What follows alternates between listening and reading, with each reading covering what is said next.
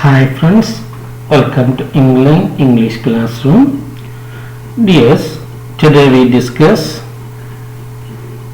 the vocabulary activities in the third unit SLC English. നമ്മൾ മൂന്നാമത്തെ യൂണിറ്റിലെ vocabulary activity അതായത് let us learn more about words എന്ന സെഷനാണ് നമ്മൾ ചർച്ച ചെയ്യുന്നത്. നല്ലോണം ശ്രദ്ധിച്ചിരിക്കണം, വളരെ എളുപ്പമാണ്. See the first activity. Read the following sentences from the story. That is the anecdote, the best investment I ever made.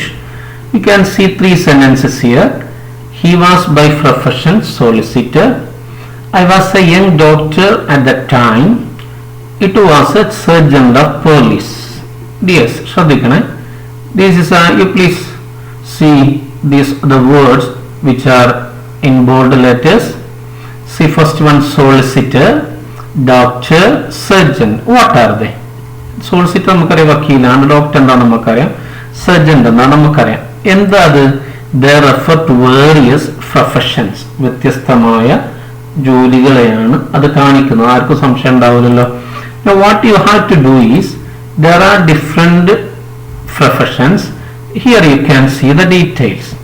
What you have to do is match them suitably, right? I'll give you an example. That is accountant, a person who is an accountant, a person who works with money and accounts, no doubt. Accountant അതുപോലെ പൈസ കൈകാര്യം ചെയ്യുന്ന ആളാണ് accountant. Just like that, you please do the others. Hurry please, pause it and write it. Okay. Astronomer, astronomy എന്ന് പറഞ്ഞാൽ നമുക്കറിയാം study of stars and universe ആണ്, ജ്യോതിശാസ്ത്രമാണ് നമുക്കറിയാം. അപ്പൊ ഇവിടെ ഏതാ ശരിയാവുക എന്ന് നമ്മൾ മാച്ച് ചെയ്യുക. An astronomer is a person who studies stars and the universe. I think no doubt. Botanist, botany, that is the study of plants. Then a botanist is a person who studies plants. A carpenter is a person who makes things from wood. ശരി, നമുക്കറിയാം. A dentist is a person who can fix the problems of your teeth. നമുക്കറിയുന്നതാണ്. Then an electrician is a person who works with electric circuit. നിങ്ങൾക്കറിയാം. A firefighter is a person who puts out fire. അതും അറിയാം. A hairdresser is a person who cuts your hair or gives it a new style. I think no doubt. ആരും സംശയമില്ല, clear ആണല്ലോ. You can see the answers together. Verify your answers with this one. Okay dears, now we can move on. You can see a paragraph here. It is taken from that anecdote, the story. A paragraph contains, or in a paragraph there are many sentences. In a sentence there are many words, phrases and sometimes clauses. നിങ്ങൾക്ക് അറിയുന്നതാണ്. അങ്ങനെ ആവുമ്പോൾ ഒരു ഇംഗ്ലീഷിൽ ഒരു paragraph ഉണ്ടാക്കുന്ന ഒരുപാട് sentence വെച്ചിട്ടാണ്. സെന്റൻസ് വാക്ക് വെച്ചുണ്ടാക്കുക. വാക്കുകൾ നമുക്കറിയാം, നമ്മൾ മൊത്തത്തിൽ അതിന് ക്ലാസ് ആക്കിയിരിക്കുമ്പോൾ വിളിക്കുക പാർട്സ് ഓഫ് സ്പീച്ച് എന്നാ പറയാം. Here you can see 2 classification of those word classes, right? First one, let us see it first. Determiner. ഈ 4 കാറ്റഗറി പെട്ട സാധനങ്ങൾ ആദ്യം ശ്രദ്ധിക്കുക. ഡിറ്റർമിനർ ആണ് നിങ്ങൾക്കറിയാം. ആർട്ടിക്കിൾ, പൊസസീവ്, അതുപോലെ തന്നെ ഡെമോൺസ്ട്രേറ്റീവ് വിളിക്കുന്ന പേരാണ് നമുക്കറിയാം. pronoun, a word which stands instead of a noun. അറിയാം, which is used instead of a noun ആണ്, സർവനാമമാണ്. പ്രിപ്പോഷൻ നമുക്കറിയാം, ഓൺ, ഔട്ട്, വാക്കുകളെ തമ്മിൽ ബന്ധിപ്പിക്കുന്നതാണ്, ബന്ധം എന്ന് കാണിക്കുന്നതാണ്. കൺജങ്ഷൻ നമുക്കറിയാം, വാക്കുകളെയോ സെന്റൻസുകളോ ബന്ധിപ്പിക്കുന്നതാണ്. എന്താ അതിന്റെ ഒക്കെ പ്രത്യേകത? ഒന്ന് നമുക്കറിയാം, പ്യൂർലി ഗ്രാമർ വേർഡ്സ് നമുക്കറിയാം. പിന്നെന്താ പ്രത്യേകത? ഈ വാക്കുകളൊക്കെ അങ്ങനെ തന്നെയാണ് ഉപയോഗിക്കുക. They may not allow any additional കൂട്ടിച്ചേർക്കാനൊന്നും നമുക്ക് പറ്റൂല. അങ്ങനത്തെ വാക്കുകൾ എന്ന് പറഞ്ഞാൽ അത് ഒന്നും കൂട്ടിച്ചേർക്കാൻ പറ്റാത്തതുകൊണ്ട് അത് ക്ലോസ്ഡ് ആണ്. ഇത്തരം ഈ 4 വിഭാഗത്തിൽപ്പെടുന്ന വാക്കുകൾ നമ്മൾ പറയുന്ന പേരാണ് ക്ലോസ്ഡ് വേർഡ് ക്ലാസ്സസ്. റെഡി അല്ലേ? ഇത് നോക്ക്, കണ്ടന്റ് വേർഡ്സ് നോക്ക്. New York, passenger, ship bone, verb നോക്ക്, make, watch, give, adjective round, casual, adverbs, suddenly, closely, ഇതൊക്കെ നമുക്കറിയാം. അഡിഷൻസ് സാധ്യമാണ് മാത്രമല്ല ഇതൊക്കെ അഡിഷനോട് കൂടി ഉണ്ടായതുകൊണ്ട് നമുക്കറിയാം കാര്യങ്ങളൊക്കെ. ഇങ്ങനെയുള്ള വാക്കുകൾ നമ്മൾ പറയാം ഓപ്പൺ വേർഡ് ക്ലാസ്സസ് എന്നാ പറയാം. ക്ലിയർ ആണല്ലോ? അപ്പോ ക്ലോസ് വേർഡ് ക്ലാസ്സിൽ ഏതൊക്കെ വരിക? Determiner, pronoun, preposition and conjunction. Why are they called so? Additions are not allowed, you know that. And which are the open word classes? Noun, verb, adjective and adverb. Now let us see it. Open and closed word classes in English grammar. The parts of speech or word classes are further classified as open word classes and closed word classes. Clear ആണല്ലോ? അതായത് parts of സ്പീച്ചിന് അതല്ലെങ്കിൽ word ക്ലാസ്സിന് നമ്മൾ രണ്ടായിട്ട് വീണ്ടും തിരിച്ചിട്ടുണ്ട്. ഒന്ന് open word class ആണ്, രണ്ടാമത് ക്ലോസ് വേർഡ് ക്ലാസ്സസ് ആണ്. ഓക്കെ ആണല്ലോ? Now ക്ലോസ് വേർഡ് ക്ലാസ്സസ് എന്ന് പറഞ്ഞാൽ the word categories or classes like determiners, pronoun, preposition and conjunction നമ്മൾ കണ്ടതാണ്. They are closed word classes. എന്തുകൊണ്ടാണ്? They are so called because no new word is added to such classes in the course of time. അതിന്റെ പിന്നിലെ അല്ലെങ്കിൽ addition അതെന്ത് ചെയ്യൂല, കൂട്ടിച്ചേർക്കാൻ നമുക്ക് പറ്റാത്തത് കൊണ്ടാണ്. റെഡി അല്ലേ? But open word classes, you know, words classes like noun, verb, adjective, adverb, new words are being added. അത് നമുക്ക് കൂട്ടിച്ചേർക്കാൻ പറ്റും. അതുകൊണ്ട് അതിനെ നമ്മൾ എന്താ പറയാ, ഓപ്പൺ വേർഡ് ക്ലാസ്സസ് എന്നാ പറയാ. മക്കൾ എന്താ മനസ്സിലാക്കേണ്ടതുള്ളൂ എന്ന് പറഞ്ഞാൽ parts of speech can be again divided into two, open word classes and closed word classes. Open word class എന്ന് പറഞ്ഞാൽ അതിന്റെ പിന്നിൽ അഡിഷൻസ് എന്ത് ചെയ്യുന്നതാണ്, നമുക്ക് സാധ്യമായതാണ്. അത് മിക്കവാറും നൗണ്, വെർബ്, കണ്ടന്റ് വേർഡ്സ് എന്ന് പറഞ്ഞാൽ നമ്മൾ ഈ നൗണ്, വെർബ്, അഡ്ജക്റ്റീവ്, അഡ്വർബ് പോലുള്ള വാക്കുകളാണ് ഉണ്ടാവുക. അതേ സമയത്ത് ഗ്രാമറിലുള്ള വാക്കുകളാണ് ക്ലോസ് വേർഡ് ക്ലാസ്സിൽ ഉണ്ടാവുക. Determiner, preposition, pronoun and conjunctions. റെഡിയാണല്ലോ? ഇനി നമ്മളിപ്പോൾ കണ്ടു കുറച്ച് ഓപ്പൺ വേർഡ് ഉദാഹരണങ്ങളൊക്കെ കണ്ടു. ഇനി നിങ്ങൾ ചെയ്യേണ്ടത് you have to read the story and find out some examples for each of them. Right? Yes. Close word class ഡിറ്റർമിനറിന് അതിലുണ്ട്. ഞാൻ കുറച്ച് നിങ്ങളിത് ഒറ്റയ്ക്ക് എഴുതിയിട്ടാണ് നോക്കേണ്ടത് കേട്ടോ. This a sample answer is there. You can do it yourself. After that you verify it with these ones. Okay? Right? Pronoun, preposition and conjunction, and the open word classes noun, verb, adjective and adverb. Clear ആണോ മക്കളെ? ഒറ്റയ്ക്ക് ചെയ്തതിന് ശേഷം ഇതായിട്ട് ഒത്തു വെക്കാവൂ. Right? Yes. Now you please read the following sentences. Listening to a single story is the refusal of truth. Applause of audience energize the athletes. Racism had deeply affected the life of the African Americans. Freedom is the birthright of an individual. Nightingales have a musical voice. Climate changes threaten the life on earth. These paintings are very creative. Each of us should be a protector of nature. The argument against fossil fuel consumption is stronger nowadays. He seemed affected by troubled, rather touching diffidence. Education will enlighten the minds of people. He went on with the same awkwardness.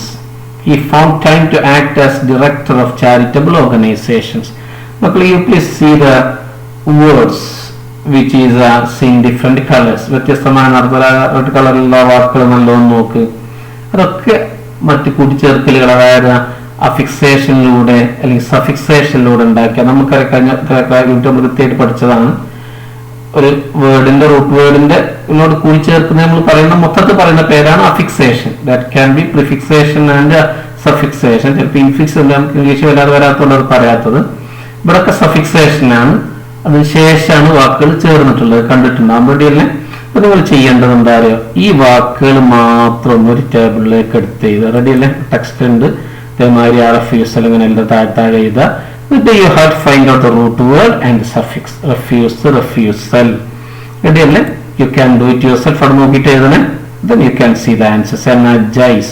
Energy and root word. Ice chertu. Then freedom, free and root word. Dem chernu. Suffix. Musical, music. AL എന്നാണ് suffix. Threaten, threat, N. Creative, create, if. Protect, argument, diffident, ends, enlighten, enlighten, awkward, awkwardness, organise, organisation. ഇങ്ങനെ എഴുതലാണ് ആദ്യത്തെ പണി. Ready അല്ലേ? ശ്രദ്ധിച്ച് ചെയ്യണം കേട്ടോ. ഒറ്റയ്ക്ക് ചെയ്തിട്ട് അതിലേക്കൊക്കെ വരേണ്ടത് കേട്ടോ. Okay, right. യെസ്, നിങ്ങൾക്ക് പോസ് ചെയ്താൽ ചിലപ്പോൾ കാണിച്ചു പോകുന്നത് നേരം പിടിക്കേണ്ട വിചാരിച്ച്. ഇനി ശ്രദ്ധിക്കണേ. The root word had change it form or class after suffixation. വളരെ പ്രധാനപ്പെട്ട പോയിന്റ് മക്കളെ. അതായത് ഇപ്പൊ നമ്മൾ റെഫ്യൂസ് എന്ന വാക്കിന്റെ കൂടെ AL ചേർത്തു. ഇപ്പൊ റെഫ്യൂസലായി. റെഫ്യൂസ് നമുക്കറിയാം സാധാരണഗതിയിലെ വേർബാണ്. നമ്മൾ റെഫ്യൂസ് നമ്മൾ പഠിച്ചിട്ടുണ്ട് റബീഷ് അർത്ഥത്തിലല്ല.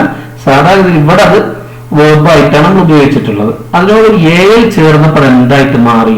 നൗണായിട്ട് മാറി. മനസ്സിലായിട്ടുണ്ട്? നമ്മുടെ നമ്മൾ ശ്രദ്ധിക്കേണ്ട ചില സഫിക്സുകൾ ചില വേർഡ് ക്ലാസ് ആക്കി മാറ്റാൻ വേണ്ടി മാത്രം ഉപയോഗിക്കാം. അതൊക്കെ വിശദമായിട്ട് നമുക്ക് പിന്നെ പഠിക്കാം. അപ്പൊ ഇതിലുള്ളത് മാത്രം ചർച്ച ചെയ്ത് നോക്കാം. നമുക്ക് റെഡി അല്ലേ? അതായത് റെഫ്യൂസൽ എന്നതിൽ AL ചേർന്നപ്പം വെർബ് നൗൺ ആയിട്ട് മാറി. അതുകൊണ്ട് AL എന്നുള്ളത് നൗൺ സഫിക്സ് ആണ്. എനർജി എന്നുള്ളതിനോടുകൂടി ISE ചേർന്നപ്പോൾ വെർബ് ആയിട്ട് മാറി. അതുകൊണ്ട് ISE ഏതാണ്? വെർബ് സഫിക്സ് ആണ്. മ്യൂസിക് എന്ന് പറയുന്നത് നൗണാണ് നമുക്കറിയാം. AL ചേർന്നപ്പോൾ അഡ്ജക്റ്റീവ് ആയിട്ട് മാറി. അതുകൊണ്ട് ഇത് ഏതാണ്? അഡ്ജക്റ്റീവ് സഫിക്സ് ആണ്.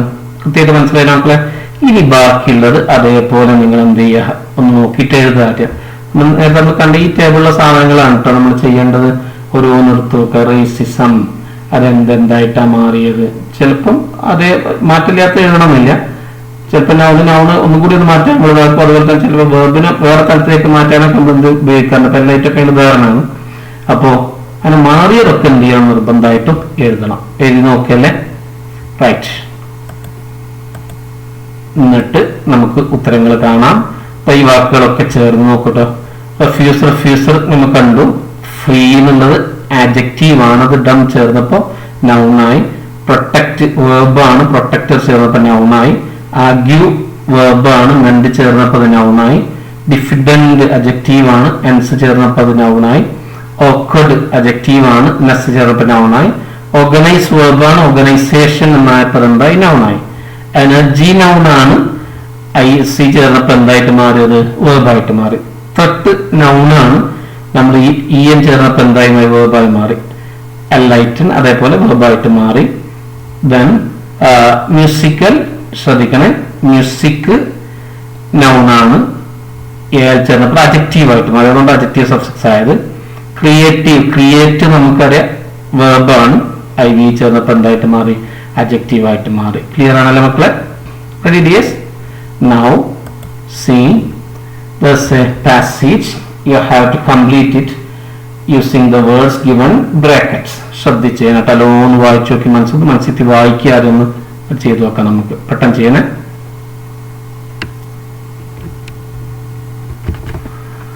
okay then dears, see the dash life the dash of life in old age homes has been pointed out by many. The dash old people face there is mainly out of the dash curiosity of the visitors who come there. Many of the old people are dash because of the long and solitary lives they have to lead there. Dash there are no dash cases of abandoned parents because of the financial conditions of the family. Most of them are dashed by their wealthy children. We have to dash enlightening our youths against the tendency to fly away from their parents. The dash sum they send is nothing if they really know the value of the dash smiles that bloom on the face of their parents when they are properly cared for in their old age. മക്കൾ നല്ലോണം ശ്രദ്ധിക്കണം. ആദ്യത്തിന്റെ ആശയം നല്ലോണം മനസ്സിലാക്കുക പാരഗ്രാഫിന്റെ. പിന്നെ ഈ വാക്കുകൾ നല്ലോണം ശ്രദ്ധിക്കാം. മലജസ് നമുക്കറിയാം വൈകാരികമായ പ്രശ്നങ്ങളുള്ള ആൾക്കാരാണ്. പോൾട്രി നമുക്കറിയാം തുച്ഛമായെന്നാണ്. ഡിസാമിങ് ദേഷ്യരാക്കുന്ന നമുക്കറിയാം. ഗോ ഓൺ കണ്ടിന്യൂ ആണ്. ഒക്കഡ്നെസ് എന്ന് പറഞ്ഞാൽ വൈകൃതം, വൈഷമ്യം, ചമ്മൽ എന്നൊക്കെ നമ്മൾ അങ്ങനെ പറയാം. ജനുവിൻ നമുക്കറിയാം വളരെ പ്യുവറായ വളരെ പരിശുദ്ധമായ ഒക്കെ നമ്മൾ ജനുവിൻ എന്ന് പറയാം. റീസണബിൾ ആയതിനൊക്കെ നമ്മൾ ജനുവിൻ എന്ന് പറയാം. ഇമ്പോർച്ചിനെ ശല്യപ്പെടുത്തുന്നതാണ്. ഇവണപ്പം നമുക്ക് ഉപേക്ഷിക്കുക എന്നാണ്. ടിഡിയം നമുക്കറിയുന്നതാണ് എന്താണ്? വിരസതയാണ്. അപ്പാരന്റ്ലി ഒറ്റ കാഴ്ചയിൽ അതല്ലെങ്കിൽ വ്യക്തമായി എന്നൊക്കെയാണ് അതിന്റെ അർത്ഥം. സീമിംഗ്ലി അല്ലെങ്കിൽ എവിടെങ്കിലും എന്നൊക്കെ പഠിച്ചത്. അത് ഓരോന്നും പഠിച്ചതാണ്. ഒന്ന് വെച്ച് നോക്കൂ നിങ്ങൾ. പോസ് ചെയ്ത് ചെയ്യണേ. ശേഷം നമുക്ക് ഉത്തരത്തിലേക്ക് പോവാണ്. The awkwardness of life in old age homes has been pointed out by many. Clear അല്ലേ? വൃദ്ധസദനങ്ങളിലുള്ള ജീവിതത്തിന്റെ ഒരു വൈകൃതം അല്ലെങ്കിൽ ഒരു വിഷമം അല്ലെങ്കിൽ അതിലൊരു എന്താ പറയാ ഒരു ക്ലംസിനെസ് ചൂണ്ടിക്കാണിക്കപ്പെട്ടിട്ടുണ്ട്. The tedium old people face അവിടെ അവരനുഭവിക്കുന്ന വിരസത്തിന്റെ കാരണം എന്താ? Mainly out of the importunate curiosity of the visitors who come there. അവിടെ വരുന്ന ആളുകളുടെ ശല്യപ്പെടുന്ന രീതിയിലുള്ള ജിജ്ഞാസയാണ്. ആവശ്യമില്ലാത്ത ചോദ്യങ്ങൾ ചോദിച്ചിട്ടാണ് അവർ കൂടുതൽ വിരസത ഉണ്ടാക്കുക. റെഡിയല്ലേ? മെനി ഓഫ് ദി ഓൾഡ് അവർ മറക്കാൻ ശ്രമിക്കുന്നവർക്ക് നമ്മളിങ്ങനെ ചോദിച്ചു ഓർമ്മാക്കും. അപ്പോഴാണ് അവർക്ക് ബുദ്ധിമുട്ടുണ്ടാവുക. Many of the old people are maladjusted because of the long and solitary lives they have to lead them. Support കിട്ടുന്ന സമയത്ത് വൈകാരികമായി പിന്നീട് കിട്ടാത്തതുകൊണ്ട് തന്നെ അവർ വൈകാരികമായി അപഭ്രംശം വന്നിട്ടുണ്ടാവും, അവർക്ക് പ്രശ്നങ്ങൾ ഉണ്ടാവും. റെഡിയല്ലേ? Apparently there are no genuine case of abandoned parents because of the financial conditions of the family. കുടുംബത്തിന്റെ സാമ്പത്തിക പ്രശ്നം കൊണ്ട് എത്തിപ്പെട്ട വളരെ യുക്തിസമായ വളരെ കുറഞ്ഞ കേസുകൾ മാത്രമേ യഥാർത്ഥത്തിലുള്ളൂ. ഒറ്റയടിക്ക് നമുക്ക് കാണുമ്പോൾ അങ്ങനെയാണ് തോന്നുന്നത്. ഭൂരിഭാഗം ആൾക്കാരും most of them are given by their wealthy children. തോന്നി രക്ഷിതാക്കളെ അവിടെ കൊണ്ടുപോയി ആക്കിയിട്ടുണ്ടാവും, ഉപേക്ഷിച്ചിട്ടുണ്ടാവും. ഗിവൺ എന്ന് പറഞ്ഞാൽ ഉപേക്ഷിക്കാനാണ്, അബാൻഡൻഡ് ആണ്, നല്ല സമ്പത്തുള്ള മക്കളാണ്. We have to go on enlightening our youths against the tendency to fly away from their parents. തന്റെ രക്ഷിതാക്കളിൽ നിന്ന് അല്ലെങ്കിൽ മാതാപിതാക്കളിൽ നിന്ന് അകന്നു നിൽക്കാനുള്ള ഈ ഒരു പ്രവണതയ്ക്കെതിരെ ആളുകളെ യുവാക്കൾ നമ്മൾ എന്ത് ചെയ്യേണ്ടതുണ്ട്? ബോധവൽക്കരിക്കേണ്ടതുണ്ട്. അവരെ തുടർന്നും എന്ത് ചെയ്യേണ്ടതുണ്ട്? അവരെ ബോധവൽക്കരിച്ചുകൊണ്ടേയിരിക്കേണ്ടതുണ്ട്. The poetry they send is nothing if they really know the value of disarming smiles that bloom on the face of their parents when they are properly cared for in their old age. അവർക്ക് കൊടുക്കുന്ന തുച്ഛമായ ഒരു സംഖ്യ, അത് poultry എന്ന് പറഞ്ഞാൽ അത് അവരുടെ മുഖത്ത് അവരെ മര്യാദക്ക് നമ്മൾ പരിപാലിച്ച് കൊണ്ടുവരുന്നാൽ ഉണ്ടാകുന്ന ആ പുഞ്ചിരി അത് തട്ടിച്ചു നോക്കുമ്പോൾ ഒന്നുമല്ല. മക്കൾ ശ്രദ്ധിക്കേണ്ടതാണ്. നമ്മളെ ഉപ്പാനിമാനിലെ അച്ഛനെയും അമ്മനെയും നമ്മൾ കൊണ്ടുപോയി ഓൾഡ് ഏജ് ഹോമിലാക്കിയാൽ നമ്മളെ മക്കൾ അതിനേക്കാളും മുമ്പുണ്ടെങ്കിൽ നമ്മളെ കൊണ്ടുപോയിട്ട് വലിച്ചെറിയും. അതുകൊണ്ട് ഏതവസ്ഥയിലും നമ്മൾ അവരെ സംരക്ഷിക്കാനുള്ള ശ്രമങ്ങളാണ് നടത്തേണ്ടത്. നല്ലൊരു മെസ്സേജ് ഉണ്ട് ഈ പാരഗ്രാഫിൽ, ശ്രദ്ധിക്കണം. മനസ്സിലായിട്ടുണ്ടാവും, നന്നായിട്ട് വാക്കുകളൊക്കെ മനസ്സിലായിട്ടുണ്ടാവും. Okay dears, now hope you have learned what we have discussed. Thank you for watching. If you haven't subscribed yet, please subscribe. Thank you again. Have a nice day.